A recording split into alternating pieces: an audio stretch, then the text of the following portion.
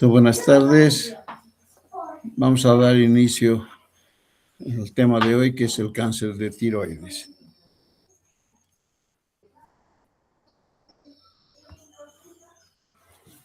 Bueno, en relación a la anatomía, ya hemos visto en un capítulo anterior, tal vez un poco de recuerdo de la irrigación e inervación de la glándula tiroides.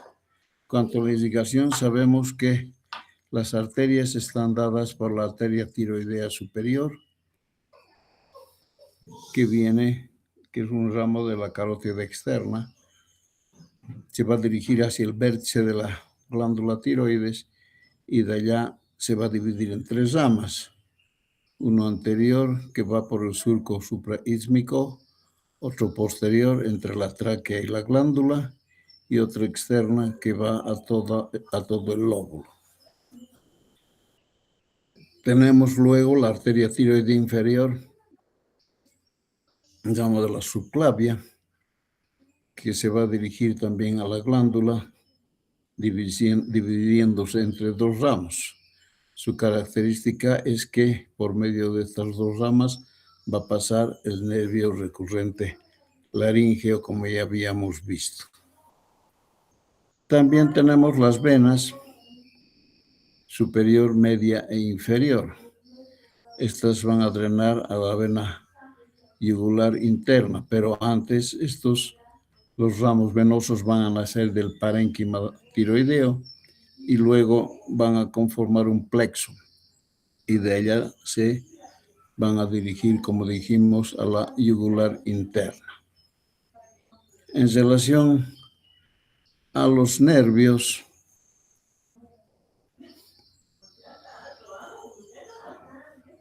tenemos dos nervios principalmente, el nervio laríngeo recurrente, rama del vago, que va a penetrar en la laringe por la articulación cricotiroidea y proporciona inervación motora a los músculos laríngeos.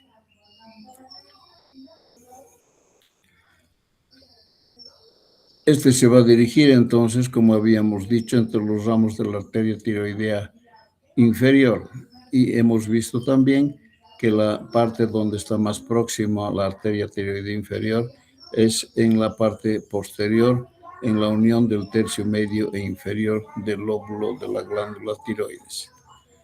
Y luego tenemos el nervio laríngeo superior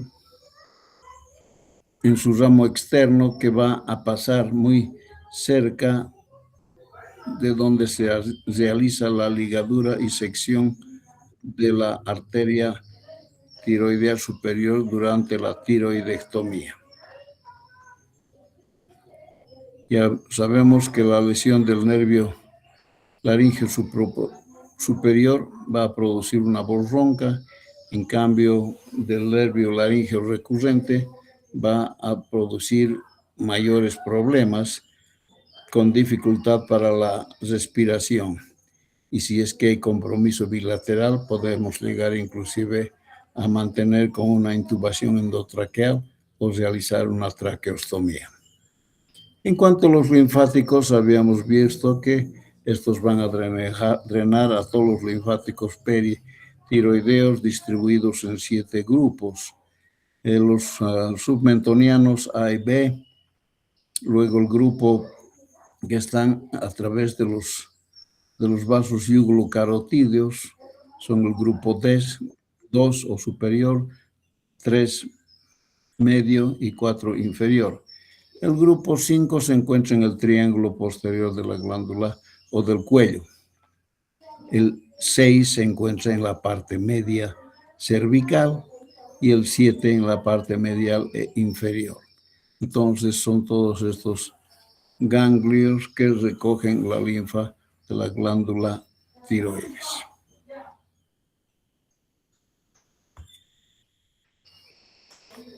Yendo específicamente ahora al cáncer de tiroides.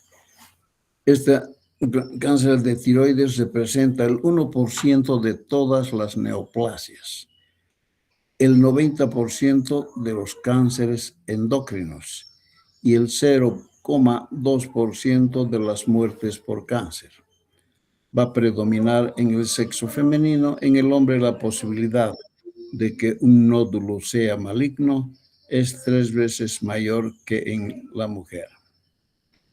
Aumenta la malignidad en menores de 20 años y también en mayores de 60 años. Haciendo un cálculo en el número de casos nuevos y de funciones por cáncer de tiroides en Estados Unidos, se encuentran casos nuevos de 13,000 por año y de funciones de alrededor de 1,025. Se presenta por lo general como un nódulo frío en la gamografía. La incidencia global de cáncer en un nódulo frío es de entre el 12 al 15%, pero es más alta en menores de 40 años y en los que presentan calcificaciones en la ecografía. Entre los factores de riesgo para producir el cáncer de tiroides tenemos la radiación de entre 200 y 300 rads en la infancia. La radiación externa, como sucedió en el accidente de Chernobyl, el déficit de yodo en zona endémica, un aumento en la producción de hormona tiroestimulante de forma continua, antecedentes familiares y oncogenes como ser el síndrome de Gardner, en la enfermedad de Cowden, en el síndrome de Peutz-Jeghers, en la ataxia telangiectásica, principalmente en carcinomas papilares. Pertenecer también a una etnia asiática, el género femenino, una relación de 3:1, y en la edad entre 25 y 65 años de edad. Entre las bases genéticas conocidas, vemos que el carcinoma papilar de tiroides va a tener reordenamientos en el RET y en el PTC en el 80%, y mutaciones puntuales en el RAS y en el brazo del BRAF. Para el carcinoma folicular de tiroides también hay reordenamientos del PAX8, PPAR en el 30% y mutaciones puntuales en el RAS en el 40%. Para los carcinomas medulares, la transmisión hereditaria es autosómica dominante, de tipo familiar en las neoplasias endocrinas múltiples del tipo 2A y 2B. Para el carcinoma anaplásico, vamos a tener mutaciones en el P53. Y para el carcinoma medular de tiroides, vamos a tener mutaciones puntuales en el RET. En cuanto a la clasificación, se clasifica entonces el cáncer de tiroides en cánceres diferenciados. Entre estos tenemos el papilar, el folicular y el carcinoma de células de Hart. Luego tenemos el cáncer medular, el cáncer anaplásico o indiferenciado, los linfomas y otros, como ser el carcinoma epidermoide, el sarcoma y metástasis, vale decir cáncer que se originó en otros órganos y dan metástasis a la glándula tiroides, como son cánceres de pulmón, riñón, mama, melanoma, etc. En la frecuencia de presentación, el cáncer de tiroides, el carcinoma papilar es con mucho el más frecuente, seguido del folicular, luego del medular, el carcinoma anaplásico y otros. Así vemos el cáncer papilar. El más frecuente, representa entre el 60 y 70% de los cánceres de tiroides. Va a predominar entre los 30 y 40 años y la relación mujer-hombre es de 3:1. Es multicéntrico hasta en un 26 a 80% de los casos. Este dato es muy importante, lo que nos obliga a una conducta quirúrgica a veces más agresiva. Está asociado a radiaciones, más frecuente en niños.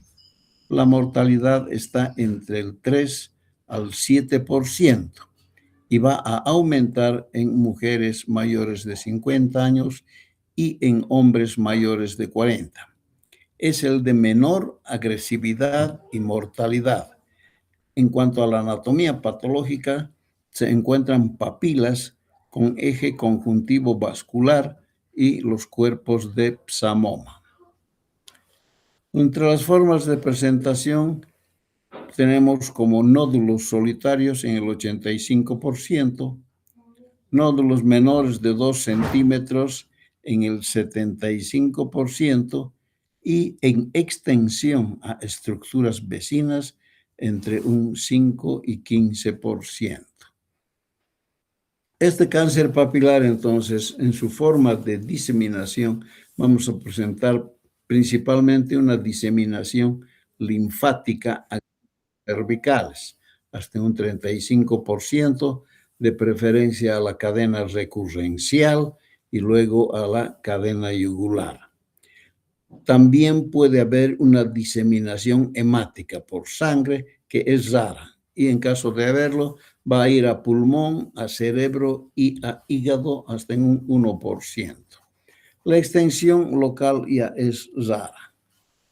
La sobrevida global a 5 años es del 92%, a 10 años del 89% y a 20 años del 83%. La extensión a ganglios linfáticos indica ya un mal pronóstico. Entonces, este cáncer papilar, vamos a ver en las imágenes, hay una imagen típica de metástasis ganglionar en los nódulos hipoecogénicos redondeados, como se ven acá en la figura superior. Son nódulos heterogéneos, ovalados y que presentan microcalcificaciones. Y finalmente son lesiones quísticas con proyecciones papilares desde la pared. Luego tenemos entonces el segundo, es el cáncer folicular. Este representa el 15 al 20% de los cánceres de tiroides. Predomina entre los 20 y 30 años. La relación mujer-hombre es de 3.5 a 1. Es también multicéntrico, pero ya más baja, el porcentaje más bajo en el 15% de los casos. Está asociado al bocio endémico. Su malignidad va a depender de la invasión capsular y o vascular. Esto es importante que se tenga que determinar en el estudio de patología. La diseminación hemática a pulmón, hueso, cerebro e hígado puede existir. Es de peor pronóstico que el carcinoma papilar por su alta tasa de recidivas. Presenta una sobrevida global a 5 años en el 85% y a 10 años en el 80%, a 20 años en el 76%. Este cáncer folicular, en el estudio de anatomía patológica, se van a ver, como ven la figura, folículos tapizados por células con atipias y sin coloide libre. En la microscopía se va a distinguir, como habíamos indicado, la invasión vascular y capsular, que es la que determina el tipo histológico. En el cáncer de células de Hartle, este tipo de cáncer, que también es de los bien diferenciados, ya es un tumor raro, va a predominar alrededor de los 60 años. Su malignidad depende de la invasión capsular y o vascular, igual que la anterior. La diseminación por vía linfática o también hemática. En cuanto a la anatomía patológica, va a presentar grandes células epiteliales con citoplasma eosinófilo llamados oncocitos.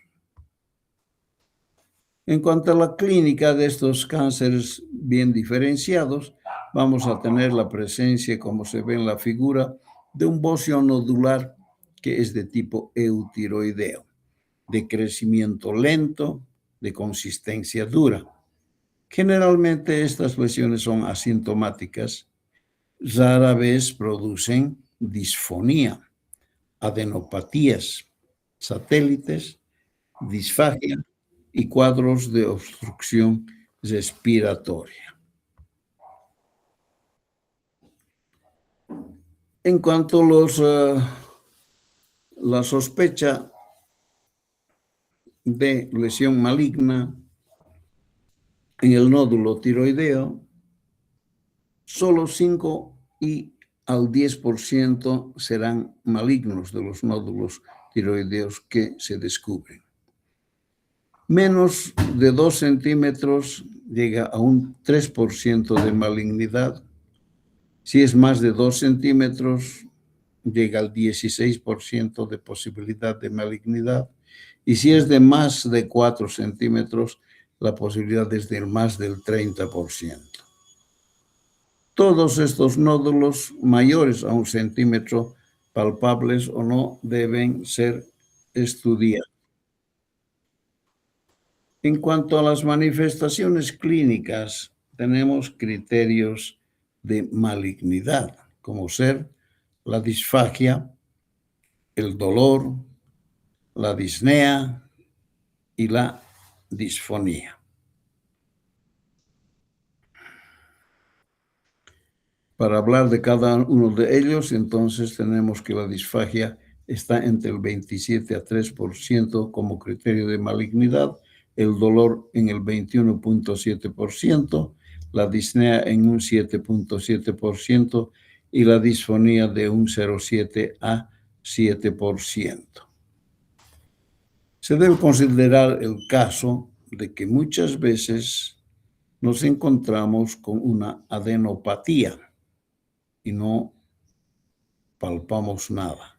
Por lo tanto, podemos pensar de que se trata de un microcarcinoma de tiroides, el cual ya se está manifestando como una lesión ganglionar.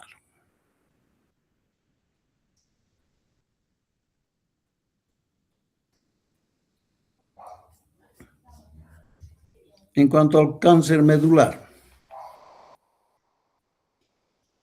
el origen es a nivel de las células parafoliculares, secretoras de calcitonina, que corresponden al sistema APUD, corresponden a los tumores neuroendocrinos. Esto ya habíamos visto en la histología acerca de las células parafoliculares. 5 al 10% de los cánceres de tiroides corresponden al cáncer medular. No hay predilección por sexo y generalmente son de localización bilateral, importante para decidir la conducta. Es más agresivo que los cánceres diferenciados, pero menos que el anaplásico. La diseminación linfática y hemática a pulmón, hueso e hígado es importante. Y entre las formas de presentación clínica, puede presentarse como un bocio nodular eutiroideo de crecimiento lento, generalmente asintomático, con alta frecuencia de metástasis cervicales. Hay disfonía.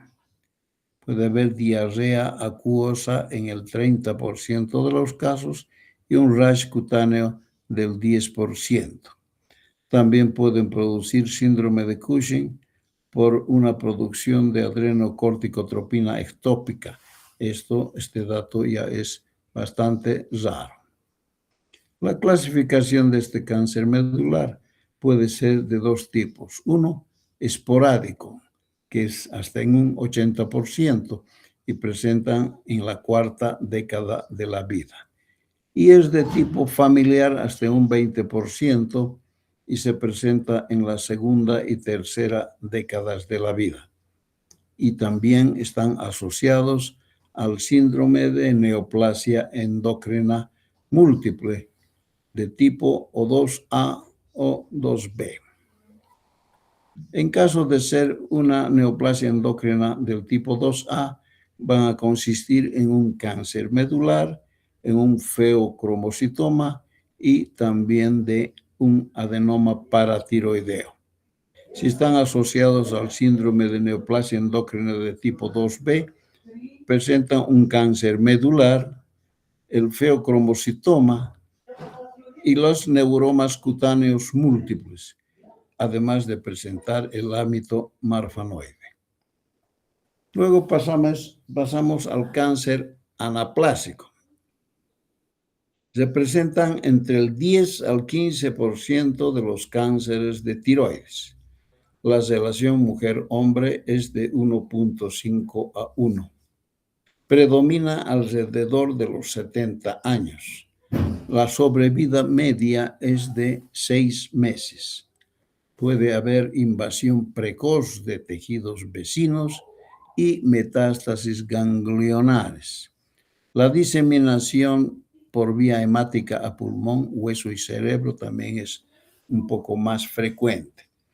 Tenemos como lesiones precursoras de un cáncer anaplásico, por ejemplo, el bocio multinodular hasta un 30% y el carcinoma diferenciado entre un 23 a 90%, que puede hacer un viraje a carcinoma anaplásico o indiferenciado. En cuanto a la anatomía patológica del cáncer anaplásico, podemos presentan células gigantes de tipo fusiforme o mixtas, con inclusiones de tejido fibroso, como se ven ahí en la tinción de PAP de la pieza de punción aspiración de aguja fina, ven las células grandes.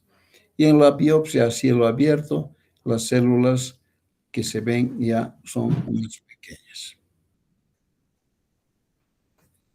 Este carcinoma anaplásico, entonces, desde el punto de vista clínico, es un bocio de rápido crecimiento. Es duro, pétreo, con síntomas compresivos como tos, disnea, disfonía, disfagia y también dolor. Hay un importante deterioro del estado general, tiene evolución rápida. En este paciente de la figura, vean ustedes, es un paciente de 70 años con síntomas de obstrucción de la vía aérea y es una masa de 2 meses de evolución, muy rápido. Está fija y dura y comienza a erosionar la piel. Pasando luego al linfoma, se presenta entre el 2 a 4% de los cánceres de tiroides, leve predominio en mujeres y mayores de 55 años. Se asocia a tiroiditis de Hashimoto, puede infiltrar estructuras vecinas y también presenta diseminación hemática y linfática a ganglios cervicales. Puede estar asociado entonces al linfoma no Hodgkin de tipo B y MALT.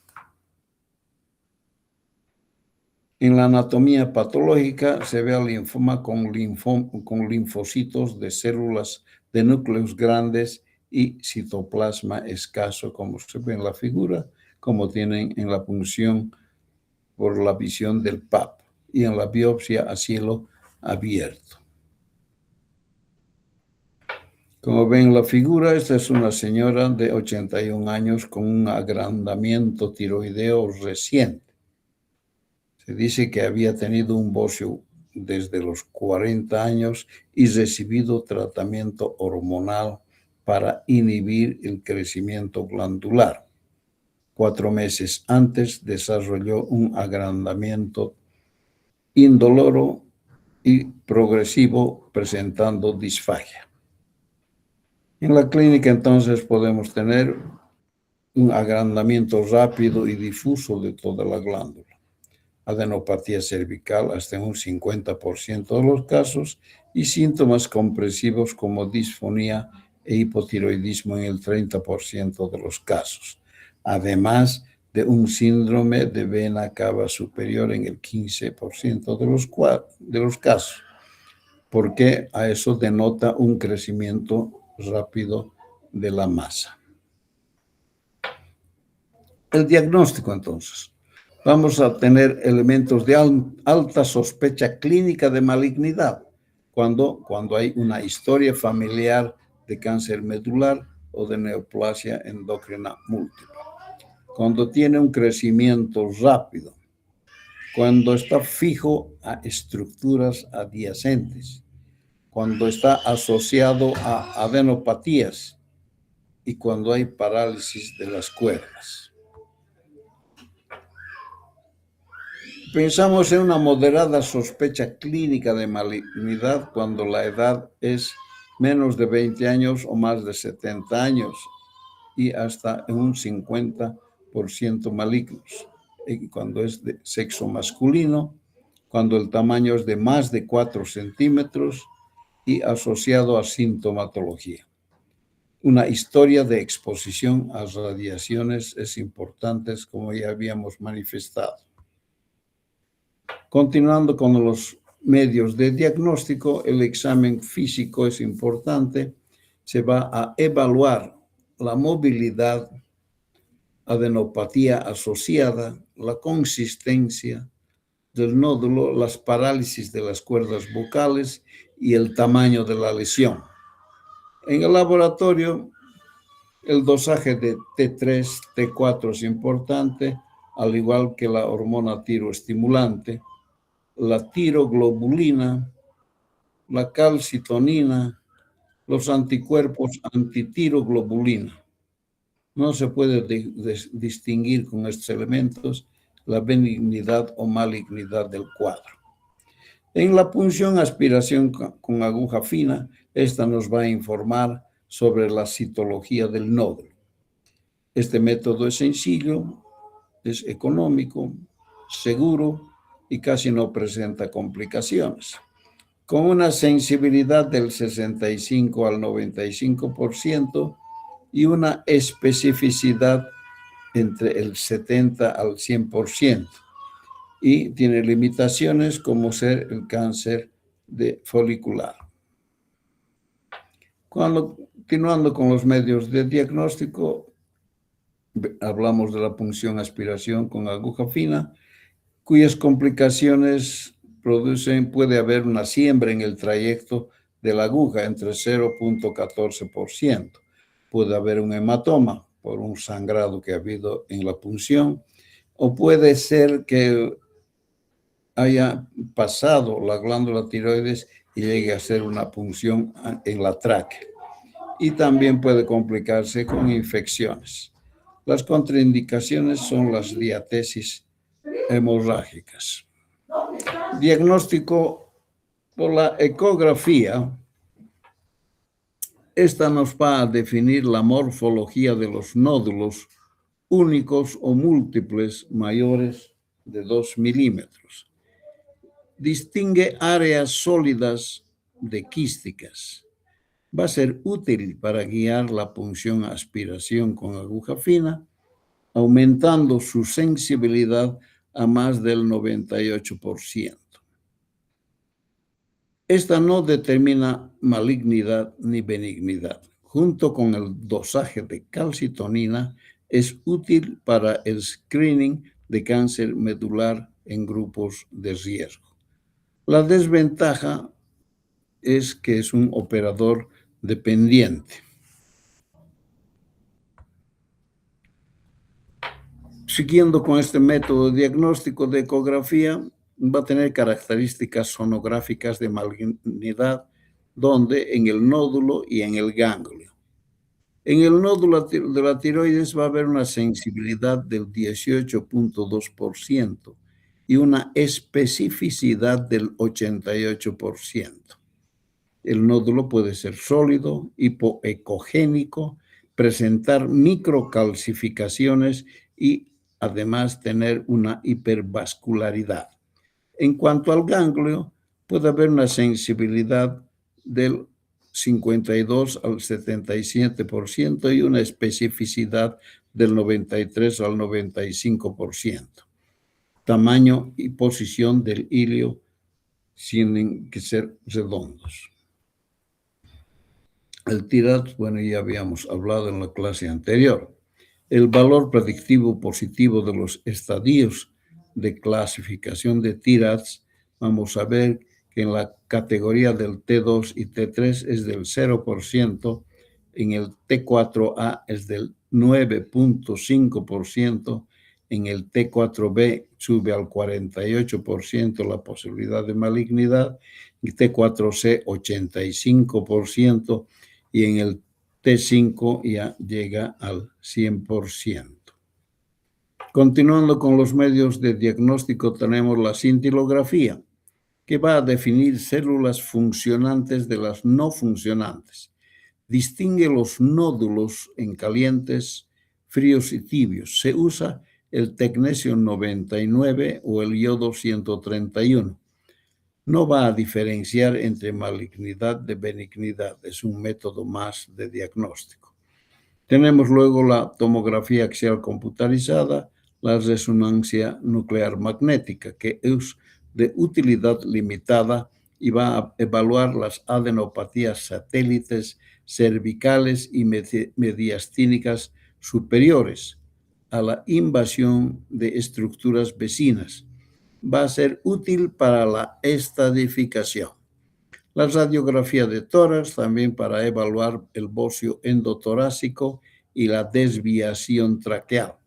Y luego el PET scan es la tomografía por emisión de positrones. Es importante la laringoscopía en la forma preoperatoria como predictor de enfermedad extratiroidea. Y en el postoperatorio va a evaluar la parálisis de cuerdas vocales.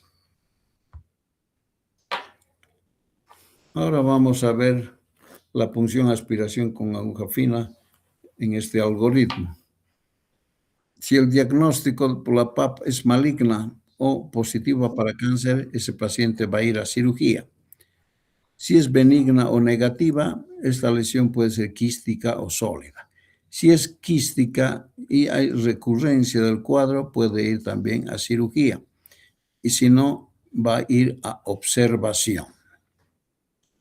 En caso de ser lesiones sólidas, se va a realizar hormonoterapia supresiva con hormona tiroidea y previa a la ecografía. Luego se hace un seguimiento con ecografía y también con punciones. La respuesta puede ser parcial, total o no responde. Si la respuesta es total, en involución, va a ir a la observación. Si la respuesta es parcial, va a continuar el tratamiento supresor y si no responde, va a ir también a cirugía. En aquellos casos sospechosos o indeterminados, se realizan cintilografías. Si son nódulos calientes, también van a ir al tratamiento de hormonoterapia. Y si es un nódulo frío, entonces va a ir a un tratamiento quirúrgico. Y finalmente, si no son, cuando el diagnóstico es insatisfactorio, se puede realizar una segunda punción con aguja fina guiada con ecografía. La cintilografía, como ven en la figura, puede verse aquí en la primera figura de la izquierda, un área fría en la parte lateral del lóbulo derecho.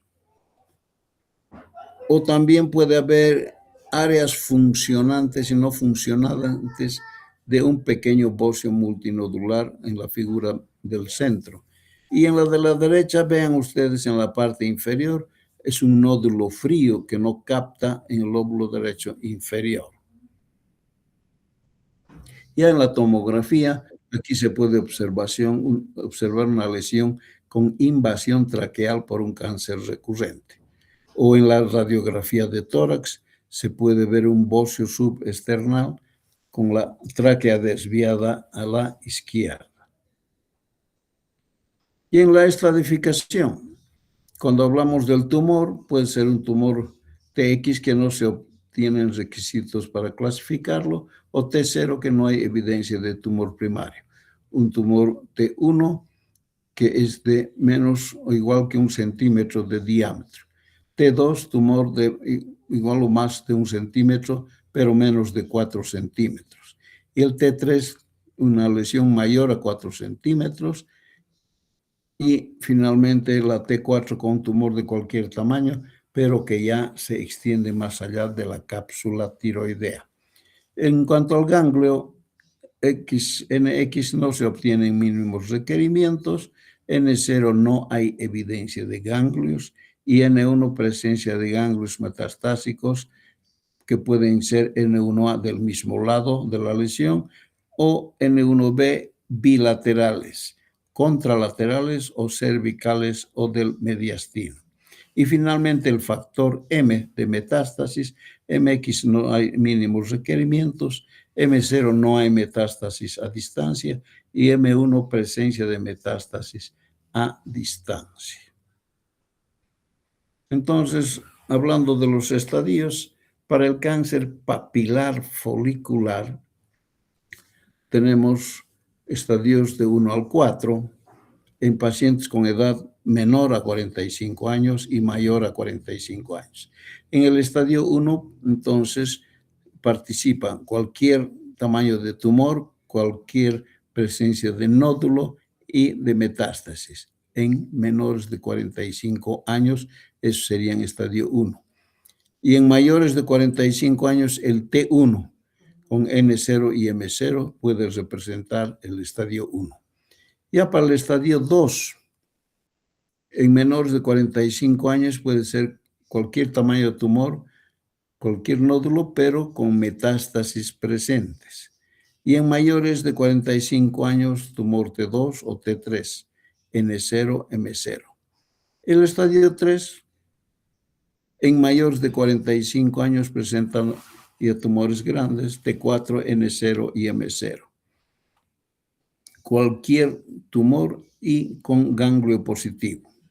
Y en el estadio 4, cualquier tumor con cualquier nódulo, pero con metástasis a distancia, ya es un estadio 4. En relación al cáncer medular, el estadio 1 es T1, N0, M0. El estadio 2, T2 a T3, T4, N0 y M0. El estadio 3, cualquier tumor con ganglio positivo. Y el estadio 4, con metástasis a distancia. En cuanto al tratamiento, tenemos formas de tratamiento como ser la cirugía, el yodo radiactivo, la supresión con hormona tiroidea del tiroides y finalmente la quimioterapia. Indicaciones de tiroidectomía total en aquellos cánceres papilar folicular de todos los estadios, excepto en aquellos tumores T de menos de 1 centímetro y en pacientes menores de 45 años se realizará tiroidectomía casi total. En el carcinoma medular, tiroidectomía total. Carcinoma indiferenciado, tiroidectomía total. Si es que hay una extensión extracapsular, también tiroidectomía total. Si es una lesión mayor a 4 centímetros, si es que hay adenopatía cervical contralateral, si hay metástasis a distancia, si el cáncer está localmente invasor y si es que hay subtipos de mal pronóstico. ¿Cómo se realiza la tiroidectomía?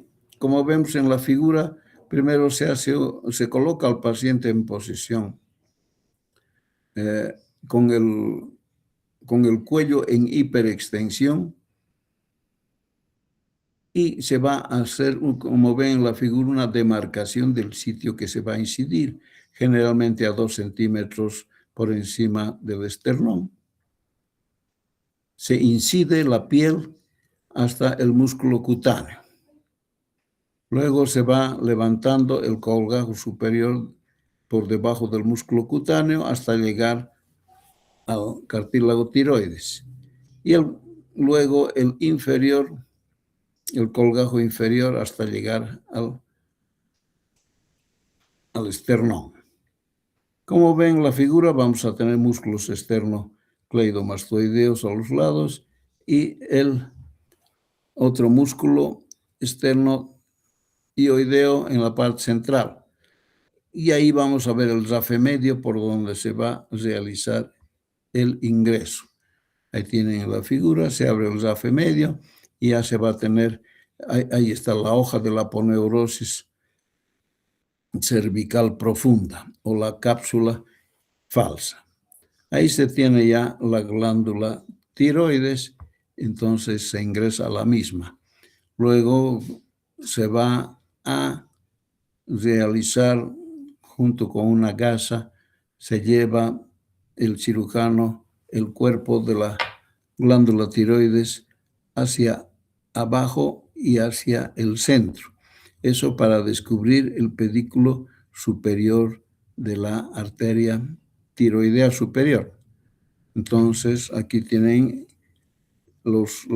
cómo está compuesta el pedículo de la arteria superior. Tiene la arteria y la vena tiroideas superiores, que se van a ligar, seccionar y aquí, como dije, entonces tenemos que tener cuidado para evitar la lesión del ramo externo del nervio laríngeo superior, que cuando se lesiona queda el paciente con voz ronca.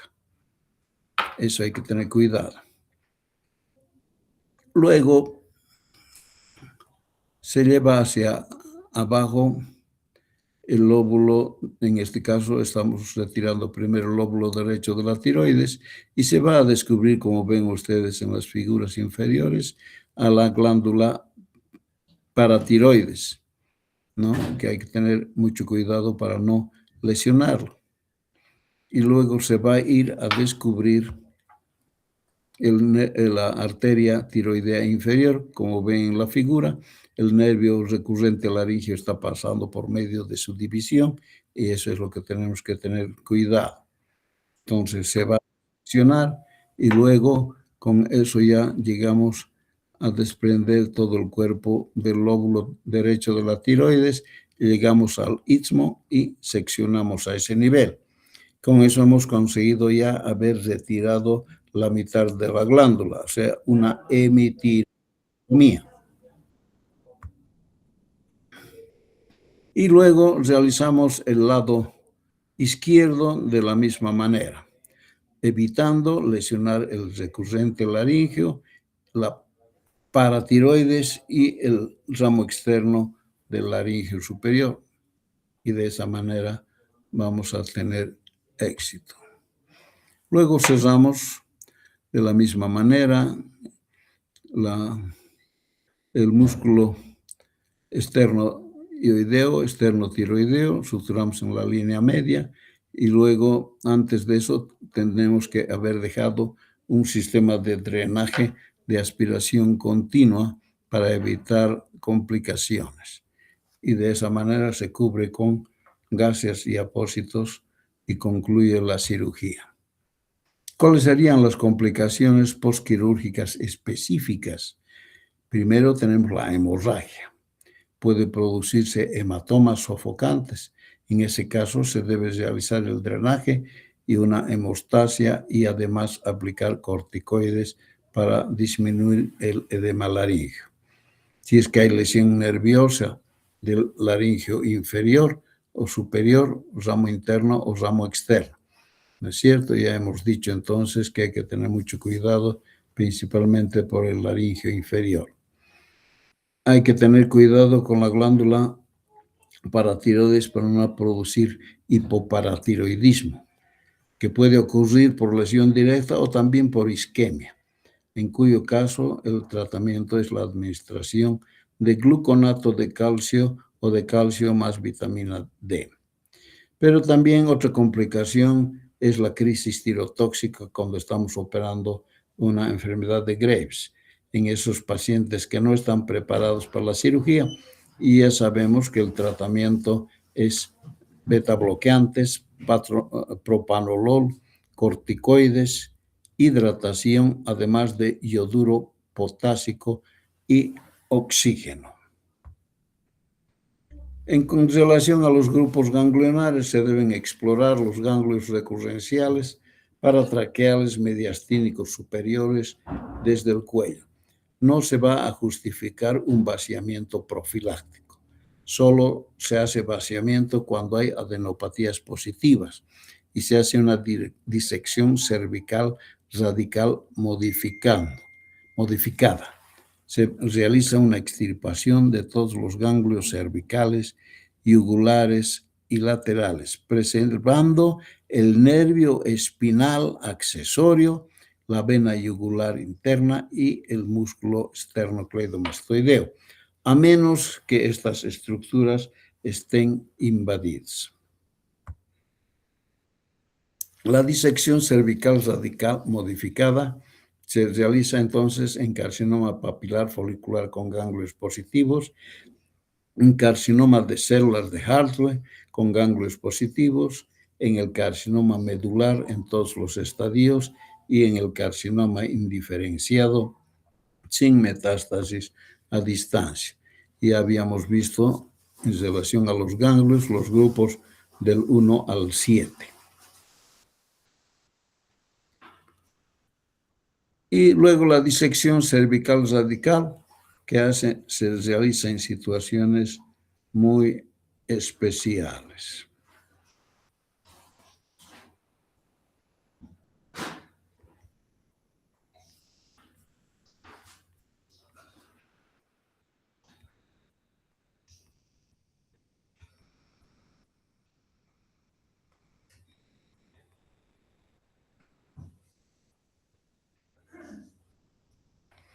¿Y cómo va a ser el pronóstico de los pacientes con cáncer de tiroides? Va a estar en relación al tipo histológico. Si son bien diferenciados, como el papilar, folicular, tienen buen pronóstico. Si es medular, es un pronóstico intermedio, y si es indiferenciado, tienen mal pronóstico. La edad a sobrevida a 20 años es según sean de menos de 45 años, en cuyo caso llega al 96%, y si son mayores de 45 años, llega al 70%. En relación al sexo, en el femenino, 86% de sobrevida y en el varón, 79%. Si es que hay invasión extratiroidea,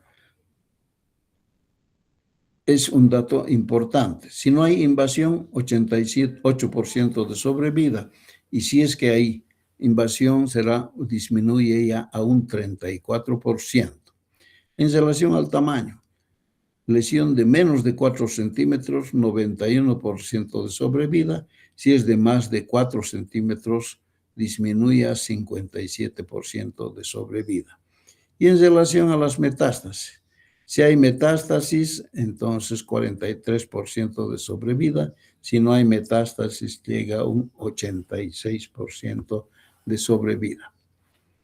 Y en enfermedad ganglionar, ganglio negativo, 87% de sobrevida, y en ganglio positivo, 82%. Y la aneuploidía, con un contenido anómalo de DNA en las células tumorales de los carcinomas papilares, a mayor aneuploidía, mayor agresividad tumoral. Y luego el seguimiento. ¿Con qué se hace el seguimiento? Con exámenes clínicos, se pide tiroglobulina plasmática, pero no para los casos de cáncer de células de Hart. Luego se pide la calcitonina, carcinoma medular, rastreo corporal total con yodo 131 a las 4 semanas de haber suspendido la hormonoterapia. Y el seguimiento entonces se hace con supresión de hormona tiroestimulante. Esto se realiza con hormona tiroidea. Y además con ecografía cervical. Estos son los dos métodos de seguimiento: hormona tiroidea para supresión y ecografía cervical.